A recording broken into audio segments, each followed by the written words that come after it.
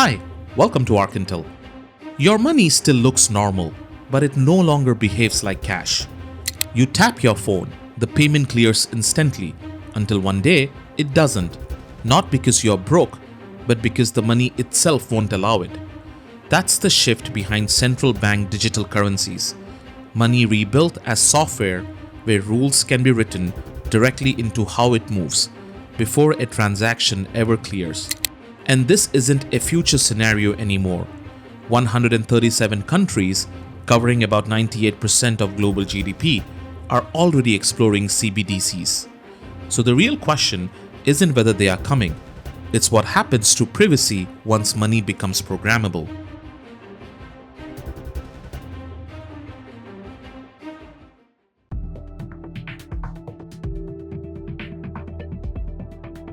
CBDCs are often described as digital cash, but in reality, they are something else entirely.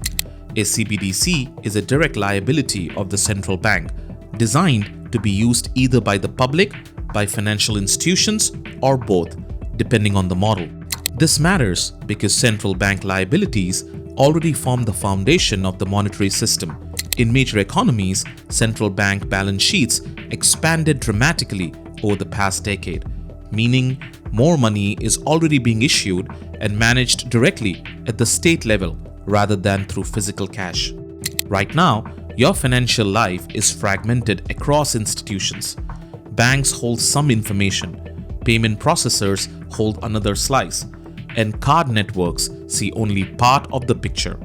A CBDC changes that structure. Even if private intermediaries continue to exist, the core monetary rail becomes centralized, and once the rail is centralized, design decisions stop being technical and start becoming political. That shift matters because the moment money becomes software, rules can be embedded directly into how money moves, not just for consumer payments, but for interbank settlements, government transfers, and cross-border flows.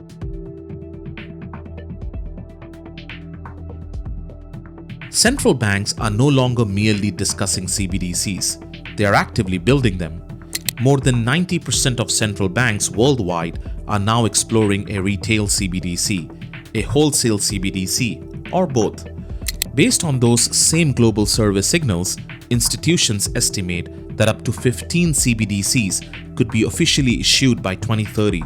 This shift is already visible in deployment. As of now, more than 70 jurisdictions are in advanced stages of CBDC development, including live pilots, full-scale testing, or operational infrastructure rather than basic research. In other words, this is no longer about white papers or policy debates. It's about wiring new payment systems into the core of national financial architecture. This matters because monetary infrastructure is not optional. Once large economies adopt new payment standards, the rest of the world is pressured to integrate, whether through trade settlement, cross-border payments, or financial interoperability, even if domestic politics remain hesitant. Payments do not exist in isolation, and once the rails change, everyone connected to them feels the shift.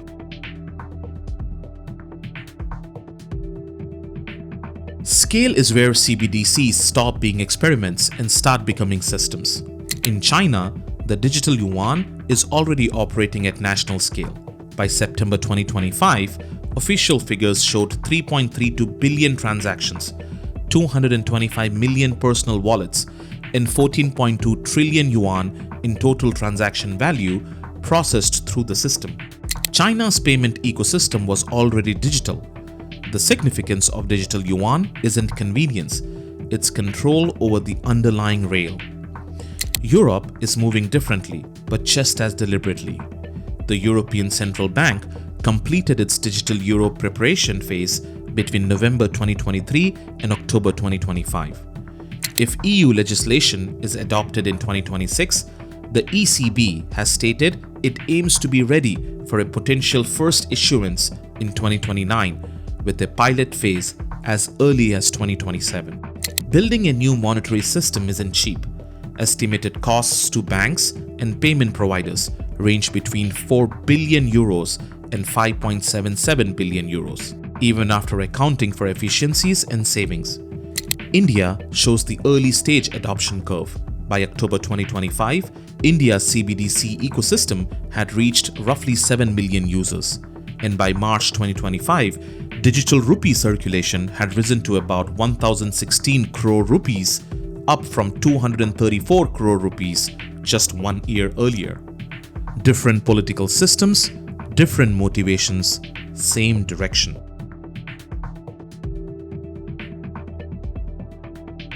Whenever privacy concerns are raised, officials usually respond with reassurance, often framed as promises that the system will not be abused. But trust is not a safeguard. The real issue is not what today's policymakers intend, but what the infrastructure allows when circumstances change. CBDCs enable capabilities that cash never could. They allow transactions to become searchable, linkable, and enforceable before a payment even clears. They also make it possible to embed policy directly into how money moves through taxes, benefits, fines, or restrictions applied automatically.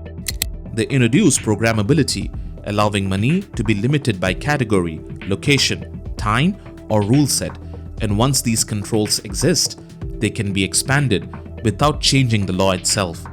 This does not require authoritarianism. It only requires normal politics combined with a crisis when temporary controls begin to sound reasonable. History shows those controls rarely disappear.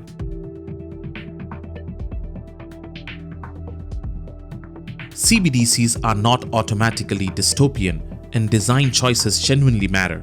Some models aim to preserve cash-like features, including offline payments, specifically to protect privacy and resilience.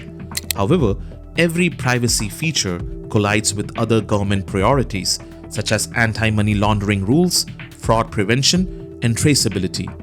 The easiest system to operate is a fully identified, fully auditable, centrally governed account-based model. That reality creates a fork in the road. If CBDCs function as a complement to cash, privacy can remain meaningful. If they replace cash entirely, privacy becomes conditional because the alternative disappears. Once cash is gone, opting out is no longer a personal decision. It becomes a political one. CBDCs are presented as modernization, promising faster payments, broader inclusion, and more resilient infrastructure. But modern money also comes with modern permissions, and once money becomes software, those permissions stop being abstract. The real issue isn't speed or convenience. It's who gets to write the rules and whether those rules can change when pressure builds. Because once those decisions are written into the currency itself, you are no longer just holding money, you're holding policy. And policies, once embedded in code, are far harder to question than laws written on a paper. If you found this video insightful, make sure to check out Cyber Warfare and the Future of Global Finance. In this video, we broke down how cyber attacks are becoming a systemic threat to the global economy, exposing vulnerabilities in banks, payment networks, and clearing systems, and why a major cyber strike could spark a financial crisis faster than a traditional recession. Click the video to watch now.